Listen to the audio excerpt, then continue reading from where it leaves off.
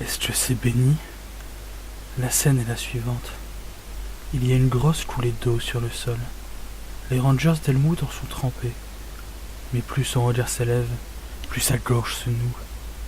Il voit une silhouette humanoïde complètement desséchée. Il n'y a plus que la peau sur les os. Tous les liquides de son corps ont été comme ponctionnés. Pourtant, il n'y a pas de sang, mais une abusive accumulation d'eau. Il y en a au sol, mais aussi au plafond, et malgré que la peau ne tient plus sur les os, cette peau est dans une forme de sudation d'eau. Plus rien ne devrait encore couler de cette source asséchée.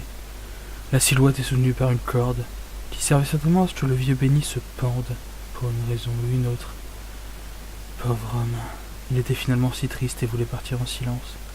Mais c'est dans l'étrangeté la plus totale qu'il n'est plus qu'un amas de peau sur des os parfaitement intacts. Elmwood retient sa respiration tout en analysant la situation avec un regard d'enquêteur aguerri.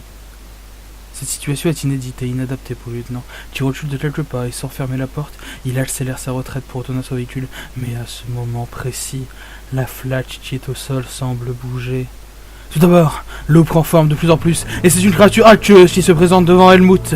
Elle est immense et agite ses poings d'eau. Un énorme corps difforme. La créature semble tenir sur ses fondations, pourtant autour d'elle, il y a encore une sudation abondante, et l'on dirait qu'elle coule telle une cascade.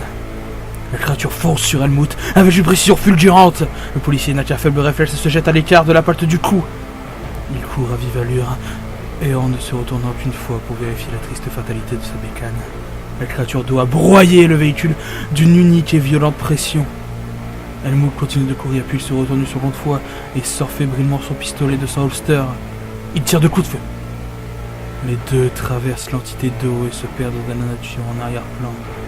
Ne voyant pas le succès immédiat pour se débarrasser du danger, il se décide de se replier en abandonnant son véhicule à son sort funeste. Ici le lieutenant Helmut Schwiesenbach de la police du département de Lawton, matricule 4803 CJ9. Il me faut une réponse au plus vite. Il s'est passé quelque chose d'étrange. Vous allez avoir du mal à me croire. Hé, répondez. Il y a toujours quelqu'un normalement. Il me faut de l'aide.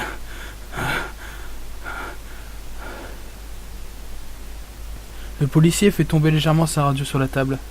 D'un revers d'avant-bras, il élance de l'autre côté de la cabane le panier d'osier rempli de champignons. Il s'écroule sur son lit pour réfléchir, les deux mains sur le visage. La créature ne semble pas l'avoir suivi, et Helmut subit le calme de sa résidence secondaire, obstruant les légers bruits d'une nature qui semble éteinte. Helmut attend une grosse demi-heure pour savoir si on va lui répondre et réitère le message. Il se rend compte qu'en voulant s'isoler, il a peu de moyens de communication. Le lieutenant doit agir, bouger vite.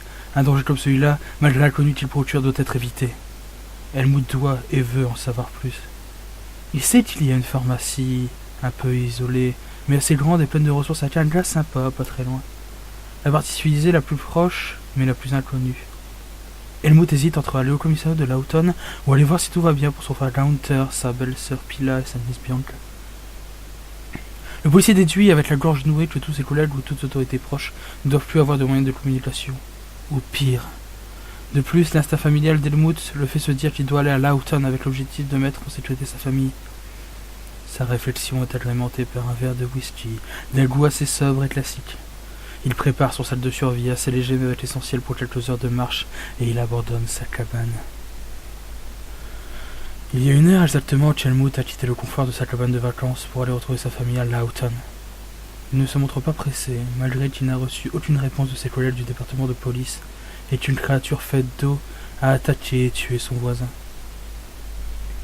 Le lieutenant économise ses forces, prend une gorgée d'eau et continue son chemin. La monotonie s'empare de l'esprit du policier, qui décide de ralentir encore plus le pas, surtout que le temps semble se gâter. Une légère brise, puis un vent d'est qui se profile. Les feuilles de l'automne virevoltent au-dessus d'Helmut. Il se frotte les yeux et s'arrête un instant, constatant par la fatigue, pour ne pas croire à une illusion d'optique, que les feuilles semblent venir du ciel. Elles tombent de leur couleur rouge, orange et verte foncée. Des feuilles mortes, dans lesquelles étrangement semble s'imbriquer du papier. Une feuille de papier légèrement noircie tombe à côté de celle des arbres. Un grésillement se fait entendre. Helmut est tiraillé entre cet étrange papier et le bruit qu'émet sa radio. Il met genoux à terre pour ramasser le bout de papier avant qu'il ne s'envole avec le reste des feuilles. puis il le met dans sa poche le temps de régler la fréquence de sa radio.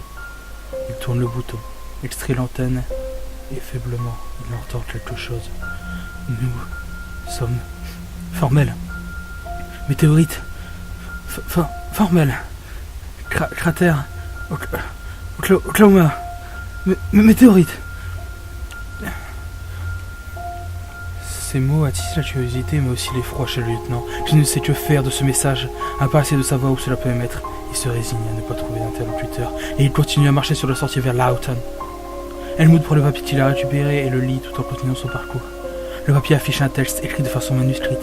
Il n'y a que des brides, des semblants de mots. Certaines lettres ont coulé et l'encre a rendu illisible d'autres parties de mots. Helmut devine en quelques minutes l'origine de ce texte, dû à son expérience d'écrivain un peu glorieux. Il connaît le titre et l'auteur de ce texte, paraissant incomplet au premier coup d'œil. Mais d'où vient ce texte, qui paraît être tombé du ciel? Helmut passe sa main gauche dans sa barbe pour démêler les nœuds. Il range le papier dans sa poche, et le panneau de la ville de Lawton semble apparaître au loin.